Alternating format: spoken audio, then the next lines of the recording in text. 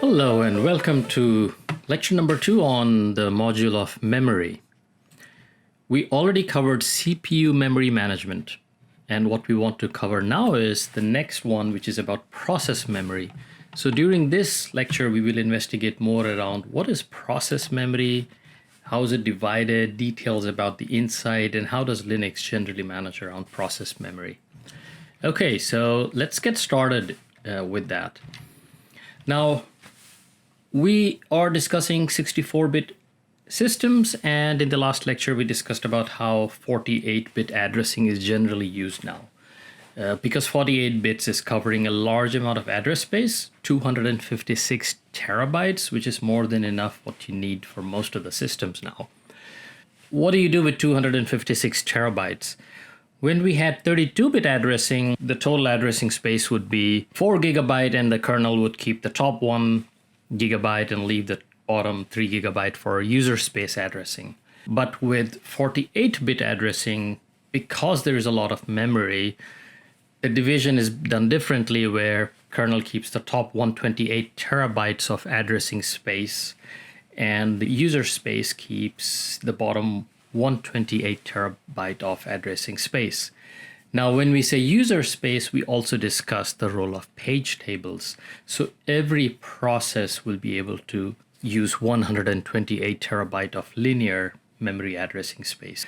And that just multiplies across n number of processes. Now, you don't have to use it all. And what we will explore is how does the allocation then work in that space for user processes. Let's understand a process memory space better and the concept of regions or areas that we will explore a little more later. A program code starts with the actual code, and Linux is going to load that program code in the bottommost piece, which is the text segment. This is the program code. Now, the code, and we learned about this in the original assembly programming as well, is that there are global data segments, and there is the initialized global data segment.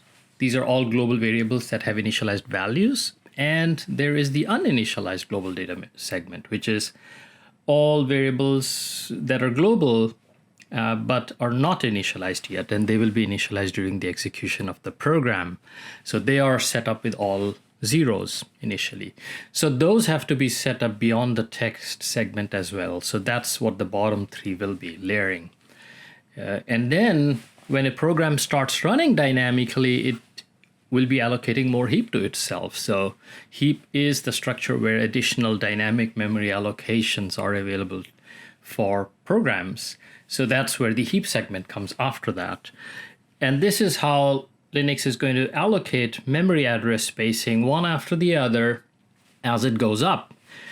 At the same time, when you start a program, you pass arguments to it, and there is environment variables that are accessible to the programs. So those come from the top down.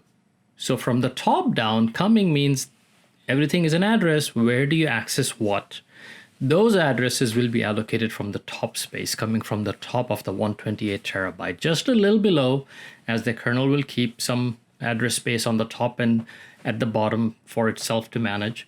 But just a little below, the environment variables will be the first one to be put there. Then the arguments that are passed to the main function are put in there.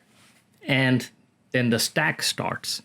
The stack is the dynamic memory where all function tracing, function callback traces will be put, function addresses, who's calling whom. The local variables will be put there. What you're passing between functions through arguments will all be put into the stack. So that is also a memory area that programs use. But the way it is managed in Linux is that the stack will come top down. So you'll get a higher address, and then the stack will keep on decrementing the address as you put things into the stack and incrementing back as you take things out of the stack. So from the bottom, the heap is growing up. From the top, the stack is coming down. And somewhere in there, there are more memory areas needed, and that's for shared libraries. And I'll just talk in a little on what shared libraries are, but shared libraries, other memory mapped files, more memory regions that you can allocate, they'll come in the middle somewhere. So that'll be the general structure of a program. And as we go through this lecture, you will actually be able to see this and the allocations in real memory. And that's what we'll try to do with the examples. So talking about the shared libraries, you have two ways to get code into a program. And one is that you statically compile everything.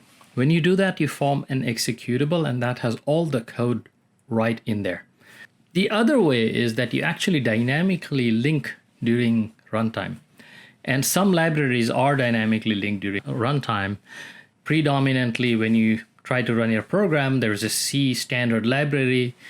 You don't need to compile that into every program. It's common. So those are just linked dynamically when the program is running, and they're not part of the core program code anymore.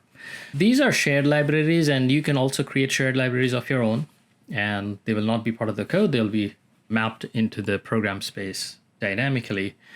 They're very similar to code because they are actually code. So they have code, they have their symbols generated like regular programs. They have a global data segment that is the initialized data segment, and they also have the uninitialized data segment like programs. So it's very similar, just that where will that code be mapped is different. The next thing we will look at is, okay, so we understand structurally, but how does this come to life for a process? And this is where I'm going to look at some of the data structures used within the kernel to manage a process memory space. So we know from the previous modules that a process will get a process descriptor. Every process will get one. And that is an object of type task struct. Now that process descriptor will also point to a process memory descriptor. So every process will have a process descriptor, but it will also give it a new process memory descriptor, which is of type struct. And what that descriptor will contain will be things that we talked about. Well, where is the starting address of your code? Where is the ending address of your code? Where does your data segment start? Where does your data segment end? Break is known as the break point. It really means where does your heap end right now? Where have you allocated heap? So where is the start of that heap and where is the end of that heap? Similarly, argument, start, end, environment, start, end, and where does your stack start? So all these addresses are kept in your process memory descriptor. Additionally, there are some other attributes as well, like, okay, so how much total virtual memory are you consuming already? What is the total resident memory, which is really, it means how much is physical versus virtual. And there is a link to the page tables. Now, we talked about in the CPU architecture that every process will have to have its own page tables, so you can actually map to the real physical space. So every process has a pointer to a page table directory right in the process memory descriptor. The process memory descriptor in turn manages several memory areas or regions. And these memory areas have again a start and an end point to that memory area. They have flags, they have protection flags in there. They could be mapped back to a file on the file system, and in these cases, they are known as file-mapped virtual memory address spaces, and so there's a mapping of a file behind the scenes. But others do not have a file mapping, and those areas are known as the anonymous memory areas, which means there is nothing backing them behind. So all these memory areas, and there can be several, and they're just linked to each other in a linked list, are connected here such that the process now has knowledge of all the memory areas that are in it. It also has a knowledge about the code segments, pointers to various addresses that are there. And it has a pointer to the page tables. So this is the process virtual memory metadata that is available for every process that will be created to run. You have your process virtual memory metadata, but how does it connect to the physical memory now? The top here is the same thing we talked about in the process virtual addressing space. There's a process descriptor, there's a process memory descriptor, there are process memory areas, and the process has a page global directory pointer. physical memory is also the responsibility of the kernel to assign. And for that purpose, it manages a set of physical memory modules. And the way it manages its physical memory is through, we discussed NUMA nodes. So every NUMA node gets a top level node. And then it divides that nodes into zones based on what can use it. Specifically, there is a zone DMA, zone DMA32, and a zone normal. And the zone normal is where the process memory will all be mapped to. And every page on startup, every physical page frame that is available on the actual RAM, the kernel is going to keep a page descriptor for that. So it's in full knowledge of who's using that physical frame in the process areas. And that internally then basically is pointing to page frames. And page frames is where the real process data is. So the trick is now to manage that virtual memory space on the top to these page frames. And that happens through the kernel page allocators. And it allocates pages. And when it does allocate a page to a process, it will basically give a page frame assigned to a process. And the way that assignment is visible now to the CPU as well is through the page tables. So it is going to write an entry into the page table for that process that it is assigning it to, such that the CPU will be able to map the virtual memory down to the actual page frame address through this model. So that's how the whole linkage comes together. There are other modules as well besides allocation. The kswapd kernel thread that is going to run, and it's going to manage memory and try to open up and free up some memory such that it can be made available to processes. So all that is in the physical memory management part of the kernel, and then the virtual memory maps into that one. So the next thing we will explore is actually try to look at a program, a very basic program, to see how this whole thing maps in reality. And we will have a static look at a program and explore the static data sets of a program. And then we will run the program and see what we get out of that. This program, basically what it does is it tries to look at certain things like there are some external variables available to programs like eText, eData, and end, which talk about where does the text code end and the initialized data end and the uninitialized data segment address end. So we will be able to look into that, print that out. We do also have in this program, what I've done is I've put some data that is initialized to 1 here. I've put a data that's uninitialized, no value assigned to it. And then I did on the left side, you can see I've done a malloc call, which essentially is a C library call that will allocate heap space to this program. So I wanted to get some heap space also in it. And then on the right, as this program continues, I have put some instructions which will just print out the addresses of these various variables. So I can just map them to, okay, so I see this is a variable, that's the address. And then what we will try to do is look at those addresses and then look at the memory regions that have been assigned to the program. So we will explore this part down into a little bit more detail now. So let us get a static view first. And there are a few utilities available, like the size utility, and that can tell you the general size of a program. And you call size and process memory, which is the name of this program. And it tells you that the text code has a size of 2,233 bytes. The data, which is the initialized data, has 584 bytes. The BSS, which means the uninitialized data segment, is 8 bytes. And the total amount, if you add these all up in decimal, is 2,825. So it's giving you a size aspect of the process memory program. Another good utility just to look into a program would be also besides the static concepts, the shared libraries that it is going to link to. And for that purpose, you could use the LDD program and just do LDD and process memory. And you are able to see here that it is going to link through to 3 shared libraries here. And the first one is a system call optimization library that's available. The second one is libc, which is the standard C library that's available on Linux. And then there's a shared linker library. So these generally, when you look at a program, you will find these everywhere.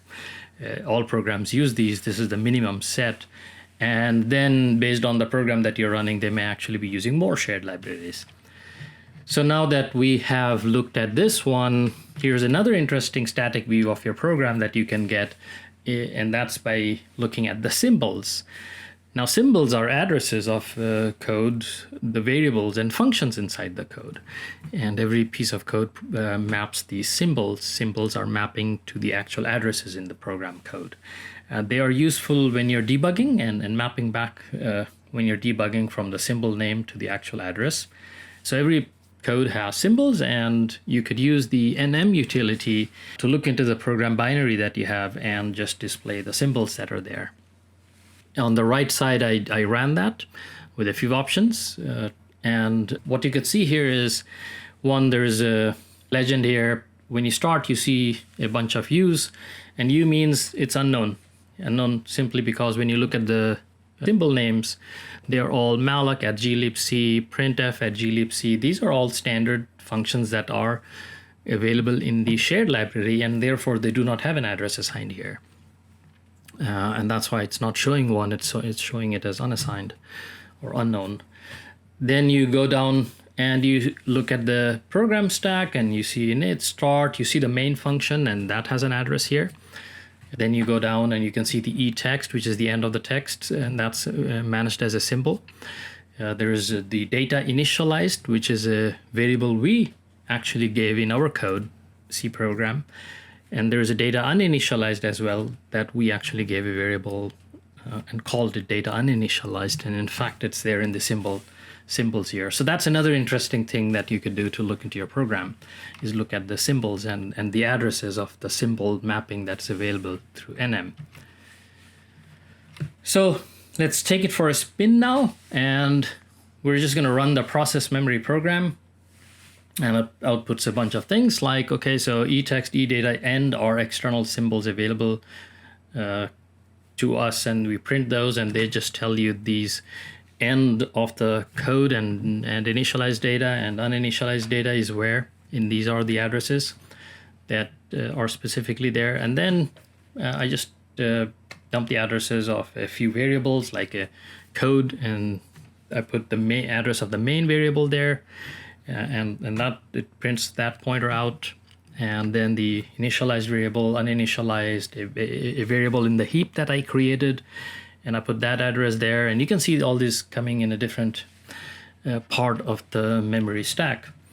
But however, you can see one thing, and that is we are able to match that the program text is where things are starting. So the program starts at 0x400000.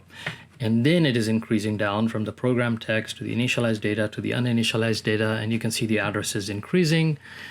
And then we go from the uninitialized data to the heap variables, and then the heap variable comes in.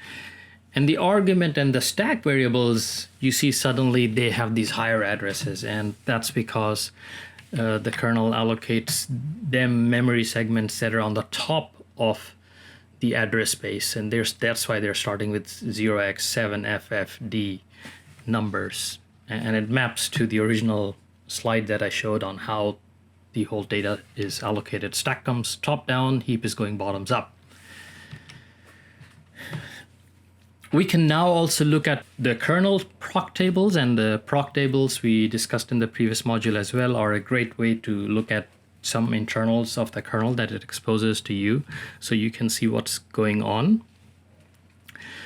And what we can see in these proc tables is, and basically you do a cat on the /proc, and then you know the process ID that's running, and then you do a /maps. What I have done in my programs is I've put a little bit of a sleep in there for 10 seconds, and what I do is it gives me time to collect this data and not just immediately exit the process. So generally, and all my code examples are available on GitHub, I put a sleep, and the purpose of that sleep is just so I'm able to extract this kind of information. And I've also written a shell program that makes it easy to get this data by looking at the PID that is generated, and then it goes to the PID and does the cat, so I don't have to do all this myself. But essentially, once the process is running, you will be able to see these data structures. And as we look at these data structures, one, you will find that there are two kinds of entries here. here, ones that have path names and inode numbers defined. That's on the right, there's a path. And there are others that don't have a path name defined and have some things like heap and stack written. The ones that have a path name defined are known as file mapped memory. It has a backing in the file system. It's saved in the disk and it is a file backed memory. And the kernel is able to optimize those structures differently because under memory pressure, the kernel is able to let those go. And because it knows that later on it can bring them back, they are available on the disk. There are other areas like the heap and stack and anonymous memory areas that you can create that are called anonymous memory. And anonymous just means there is no file backing to this. And the behavior and how you manage anonymous memory is different because there is no file backing. That means that if you lose it, it's gone. So you have to make sure you use some other models when you're trying to optimize against that. So fundamentally here you can see some anonymous, some file mapped. As you go bottoms up, this whole stack, the maps are written with increasing address space. And the program starts at 0040000, and that's about at the 4 megabyte range, which every program will start at that. That's how the kernel will assign every process that will run. You also see that the process memory program has 4 entries here at the beginning, or 3 entries. And the reason there are 3 is because there's also permissions. Now look at RWXP. The permissions are read, write, X for execute, P for private.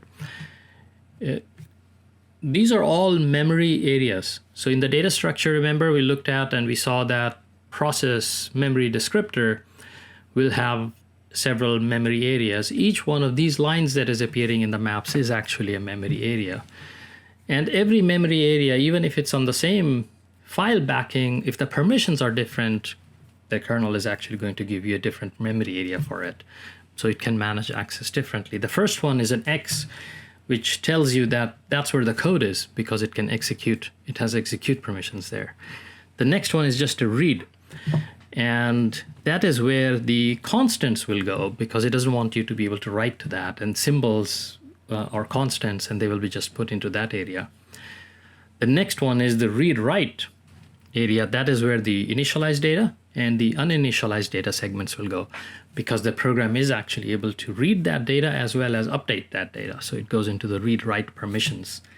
And after that is where the heap starts. The heap is the dynamic memory area where a program that's running, it can allocate itself more area and the heap will keep going, growing, increasing from there as the program consumes more memory.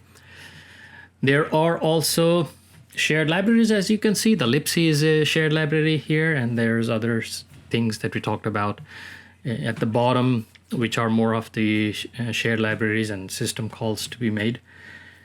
There is also the stack, and the stack is growing from the highest memory levels and it'll be coming down. So that's where the stack is assigned. And when you match this memory stack to the process addresses, you will be able to see that the addresses that our process memory program prints are actually in these memory address ranges that are here. So it's all connected and that sort of proves it. And it's a nice investigation to see how it runs. Each memory region, you can actually even get some more data. And for that, you look at the SMAPS data structure. So you go /proc and you put the PID in there and do an SMAPS file. And that'll, for every memory area, it'll give you that detail of how is the memory being used within that memory area.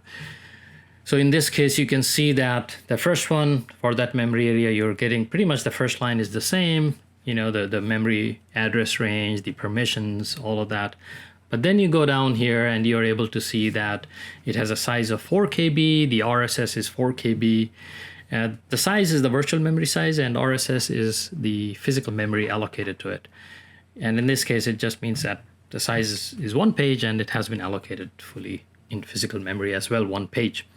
You will also see that it typically will have 0 or 4 KB, and that is because it is using paging.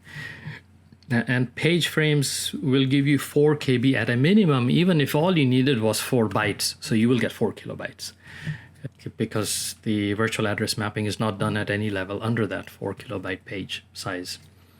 And then there are some other ones that tells you, is it clean? Is it dirty? Dirty means this memory has been modified. Is it anonymous or not? Is it been swapped out? It also gives you things like the kernel page size and the MMU page size. And what that tells you is that the kernel is managing a 4 kilobyte page size, and the CPU MMU is also managing a 4 kilobyte page size. So it's giving you that detail here as well. And so that's on the memory mapped. I've taken one example on the left side. On the right side, I put the same thing for a heap, which is not memory mapped. And that one is showing, see, it's anonymous, 4 KB assigned to it. And it has a size of 132 kilobytes. And the only thing that is in memory is 4 kilobytes out of that. The rest of the 132 is just there. And the interesting reason why the heap is 132 kilobytes when I never asked for it is because I'm using a malloc call. And the way malloc works is, while it's getting you increased virtual memory, it may as well make a request, system call request to get more memory virtually. And then next time when you want more, it's not necessarily going to make a system call. So malloc is a function call that just gets you more memory from the heap, and it has a certain logic to get more, so it saves inefficiency for subsequent requests. So this is the detail. Now you have been able to see your program running. You know what Linux is doing behind the scenes to it. You know how much of that is actually in physical memory, how much virtual memory you have allocated, what is dirty, what's not. So there's a lot of detail you can actually look into about the program that's running. So one more thing that comes in is, okay, so you have a process running, and that process came from somewhere. And so there's a parent and a child. And then the interesting thing is, what happens when you fork a child? So when a parent forks and creates a child process, what happens is, we know that the process's memory areas should be separate because they don't write over each other. So the child process at the beginning, what the kernel will do is just copy all the memory tables as is. Whatever view you had gets copied down into the child process at the starting point. So process memory descriptor is a copy of the parent process memory descriptor. The memory areas assigned and the page table entries are a copy of the memory areas and page table entries of the parent process. But they're all still pointing to the same physical memory. So nothing changes on the physical memory side. The only pages that change are the data structures that have the metadata for the child process, the memory descriptor, the memory areas, and page tables. So you get a full copy of the whole virtual memory and the same physical memory for the data sets. But we also say that they don't write over each other. So how does that happen? Well, there is a strategy called copy on write. If you're not writing, there is no reason to copy that data set. But if you are going to write to it, then we will copy and give you a separate frame so you don't write on the other process's data area. So in that copy on write design, when either the parent or the child process try to modify a page, that's when the kernel will allocate a new frame, copy the contents into the new frame, and then let you move on with your execution where you actually modify that frame. And so it's a good handshake it does with the CPU, where the pages become read-only, and then when you have a fault, a process wants to write, the kernel does this allocation of copy on write and makes that page writable and then moves forward. So this makes it efficient because when you want to spawn a child process, it's really fast. And the reason is nothing really is happening. And then when the process is executing for pages that are going to be written and changed, those are the only pages that get allocated new. So I have written here an example code, again available on GitHub. You could look at it. I do a simple fork and then just it continues. And the purpose for me was just to do the fork and look at the memory maps for the parent and the child. So after running this program, I then look at the parent memory maps and the child memory maps, and I can tell, and you can look at it, it's all exactly the same. And so that means that's exactly what happened. The memory maps were all copied verbatim. The other interesting area is what are threads? Now, we talked about threads in terms of the scheduling aspects of threads. Now we will talk about threads from a virtual memory and memory addressing aspects. This is where, in memory management, is where the big difference comes between threads and processes. When you create a thread, you do not copy the process memory space. The child thread shares the same process memory space as the parent process. And this means that that whole copy doesn't happen. It's just the task struct that the child has, and the child thread still has a separate task process descriptor. It points to the same memory, process memory descriptor as the parent process. And because of that, it'll also point to the same page tables and same memory areas and same page frame. So there's no copy on write, nothing. Child threads actually really access the same physical address space as the parent process. The one thing that is different is, though, everything else can stay the same, but you cannot keep the stack the same. So the stack is representative of local variables, and every thread will still have its own local variables, arguments being passed, the function call, return addresses, all that. So what you do is, in creating a child thread, you create a specific area within the parent memory space where you say, this is for the child stack. And the stacks are still different. It's only the rest of the heap memory area and other areas that are common. So you have to write your code, though, in a way that it's called to be thread safe. Thread safe really means that you are able to manage concurrent writes to the same data. And that is not going to be a problem that the kernel is going to manage for you, but that is your own problem when you are using threads. So for the efficiency of what that you gain by memory, you have to pay a little price of programming thread-safe programs. The way you create threads is not through fork. Fork is a very simple procedure, and it does something very simple. You just call forks, no argument, you get a child process. You create threads through the clone system call.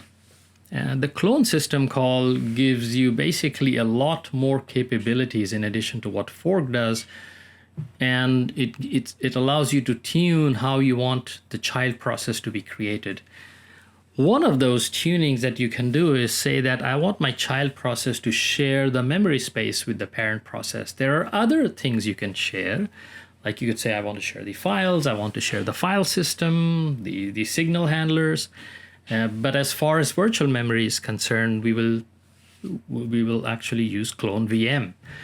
Because that is the indicator to the clone call to say, I want to share the virtual memory address space with my parent. And so it's available to both of them. So what I have done is I've written a program now that extends beyond the fork program, and it uses clone. And the way it uses clone is you'll have a child process, but we have to do a little bit more. On the left side, you can see I have a separate child function. So you have to provide a function that needs to run when the process is spawned. And on the right, you can see that I also am creating a separate child stack through the malloc system call. So malloc will create a child stack in the heap. It'll give whatever size I gave it. In this case, I gave it 32 kilobytes. 1024 times 32, so I gave it a 32 KB stack size just as a test, and in reality we'll choose the right stack size you want.